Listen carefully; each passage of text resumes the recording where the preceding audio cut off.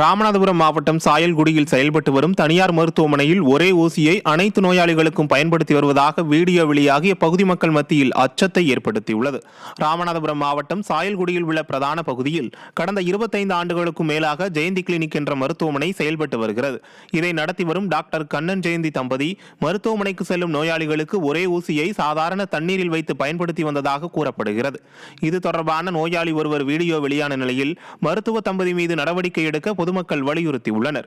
அதே சமயம் விடியா திமுக ஆட்சியில் அரசு ஆரம்ப சுகாதார நிலையம் மற்றும் அரசு மருத்துவமனைகளில் போதிய மருத்துவர்கள் மற்றும் செவிலியர்கள் பற்றாக்குறை காரணமாக தனியார் மருத்துவமனைகளை நாட வேண்டிய அவல நிலை ஏற்பட்டுள்ளதாக மக்கள் குற்றம் சாட்டுகின்றனர்.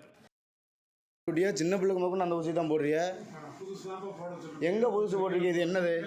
இந்த ஊசி என்ன ஊசி? இதெல்லாம் என்ன ஊசி? இதெல்லாம் என்ன ஊசி? இதெல்லாம் புது ஊசியா? இந்த ஆஸ்பத்திரியில் முதல் ஊசி தான் நடந்து 2 டைம் போடுறீங்க, 2 டைம் இப்படி தான் போடுறிய. சுடு தண்ணியாக இருந்தாலும் பரவாயில்ல. இது சுடு தண்ணி.